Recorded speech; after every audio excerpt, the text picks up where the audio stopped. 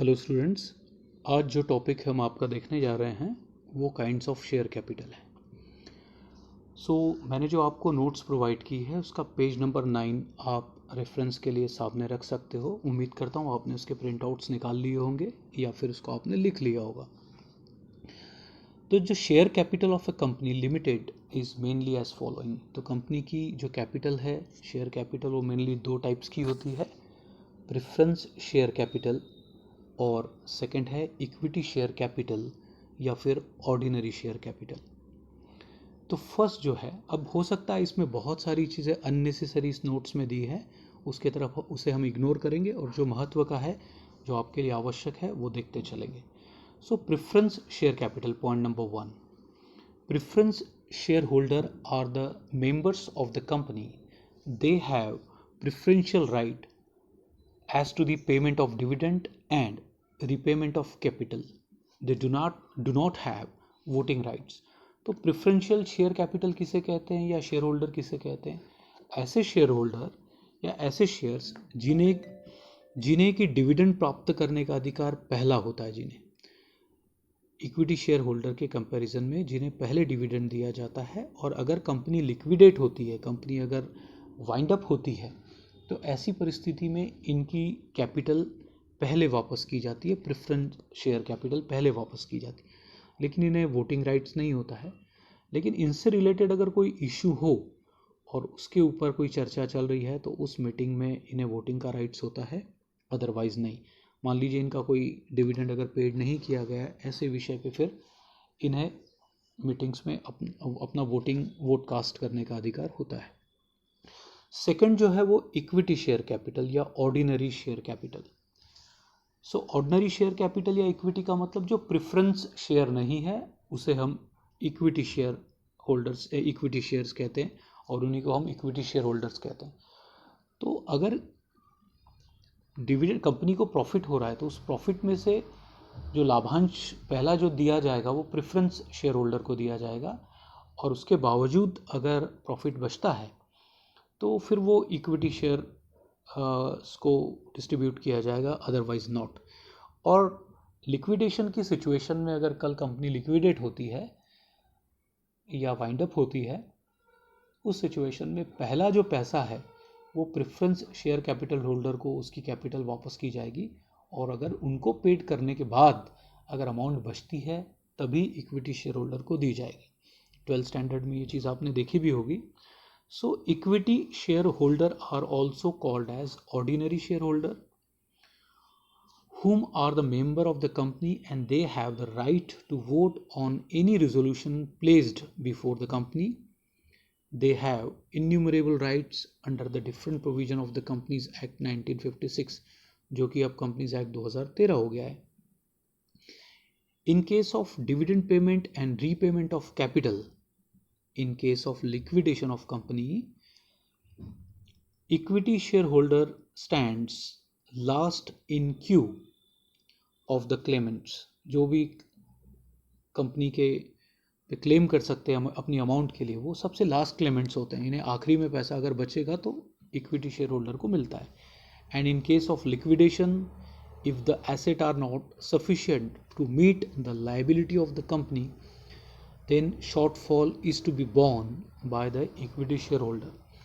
और कंपनी को अगर आउटसाइडर को, थर्ड पार्टी को पेमेंट देना है और उसमें अगर पैसा कम पड़ रहा है, तो ऐसी सिचुएशन में इक्विटी शेयर होल्डर को कंट्रीब्यूट करना पड़ेगा, कंपनी को पैसा देना पड़ेगा, ताकि जो आउटसाइडर्स हैं, उन जो क्रेडिटर्स हैं, जो थर्ड पार्टीज हैं, उनका पेमेंट हो सके।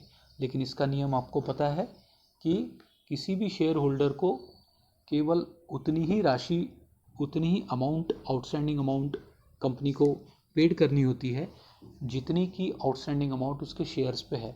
मान लो उसका 10 रुपये का शेयर है और अभी तक वो कंपनी को 8 रुपये पेड कर चुका है, तो वो बचे हुए 2 रुपये ही कंपनी को पेड करेगा, उससे ज़्यादा नहीं। अगर उसके पास 1 लाख शेयर है मान लो, तो फिर उसे 2 लाख की अमाउंट पेड करनी पड़ेगी। उसके पास 1000 शेयर है तो 1000 गुनीला 2, मतलब उसे 2000 रुपीज़ का पेमेंट कंपनी को करना पड़ेगा, जितने की शेयर्स उसके पास है। नेक्स्ट जो है उस टॉपिक पे आप आ जाइए। सेकंड जो आपका मैं लेने वाला हूँ, नोट्स में जो दिया है उसको छोड़ दीजिए। अब आ जाइए पेज नंबर नेक्स्ट 10।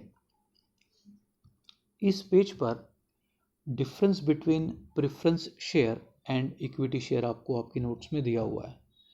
तो पहला जो है डिस्टिंक्शन का पॉइंट, बेसिक ऑफ डिस्टिंक्शन या पॉइंट ऑफ डिस्टिंक्शन, वो है रेट ऑफ डिविडेंड। तो हम दोनों का साथ में देखते चलेंगे। तो प्रेफरेंस शेयर को दिया जाने वाला जो डिविडेंड या लाभांश होता है, उसका जो रेट होता है वो रेट फिक्स होता है। वो कुछ भी हो सकता है, 8%, 9%, 10%। तो प्रेफरेंस शेयर को मिलने वाला डिविडेंड का रेट फिक्स होता है। देखिए, fixed rate of dividend prescribe on the face of preference share, example 9% preference, same in this case rate of dividend is 9%। जब प्रेफरेंस शेयर कंपनी इशू करती है तो उसके आगे उसका परसेंटेज लिख देती है, जैसे 10% प्रेफरेंशियल शेयर, 12% प्रेफरेंशियल शेयर। ये किस चीज़ को इंडिकेट करता है कि इस प्रेफरेंस शेयर को जो डिविडेंड है वो कितना मिलेगा, 9%, 10%, 12%, जो भी है। और जहाँ तक सवाल है इक्विटी शेयर्स का, तो इसका कोई फिक्स परसेंटेज नहीं होता है, वो चेंज होता रहेगा, जो डिपेंड करेगा कि कंपनी की प्रॉफिटेबिलिटी क्या है या कंपनी क्या प्रॉफिट अर्न कर रही है। So no fixed rate of dividend, it is decided by the board of director every year and it change periodically, बदलता रहता है। पॉइंट नंबर सेकंड है right of dividend. Preference share में देखिए, फिर इक्विटी शेयर में dividend is paid on preference share before the payment of dividend on equity share. ये इसकी डेफिनेशन में ही हमने देख लिया कि प्रेफरेंस शेयर को मिलने वाला जो डिविडेंड होता है वो इक्विटी शेयर्स के मुकाबले पहले दिया जाता है, उसके बाद में इक्विटी शेयर होल्डर को पेमेंट होता है। इसीलिए dividend is paid on equity share after payment of dividend on preference share. इसी तरीके से पॉइंट नंबर 3 है कि रिफंड ऑफ कैपिटल। अगर कल कंपनी बंद हो रही है तो एक्चुअली लिक्विडेशन की सिचुएशन में क्या होता है कि जब कंपनी लिक्विडेट होती है या वाइंड अप होती है तो सबसे पहले आप आउटसाइडर के कर्जे जो होते हैं, लोन्स है, लाइबिलिटीज़, उनका पेमेंट करते हो। वो सब पेड होने के बाद में जो भी लाइबिलिटीज़ है उनका पेमेंट होने के बाद अगर पैसा बचता है कंपनी के पास, तो फिर उसके ऊपर शेयर होल्डर का अधिकार होता है। और शेयर होल्डर में भी पहला जो राइट होता है वो प्रेफरेंस शेयर होल्डर का होता है। उनको पेड करने के बाद अगर अमाउंट बचेगी तो फिर इक्विटी शेयर होल्डर को प्राप्त होती है। तो देखिए point number 3, on winding up the preference share capital is paid before the equity share capital is paid, और preference share holder have preference to get refund of capital over equity share holder. Right hand side में देखिए, on winding up the equity share capital is paid after the preference share capital is paid, और equity share holder receive residual amount. Residual amount का मतलब होता है बची हुई रकम फिर जो है वो इक्विटी शेयर होल्डर को प्राप्त होती है। Then point number 4, redemption of share. Preference shares are always redeemable. Now a company can't issue irredeemable preference share. ध्यान दीजिए, प्रेफरेंस शेयर रिडीमेबल होते हैं, मतलब उसको रीपेड कर दिया जाता है एक सर्टन पीरियड के बाद, एक 7 साल के बाद, 8 साल के बाद, 9 साल के बाद। उसकी कानून में प्रावधान दिया गया है कि वो रिडीमेबल ही होने चाहिए करके। एक सर्टन पीरियड के बाद वो शेयर्स रिडीम कर दिए जाते हैं।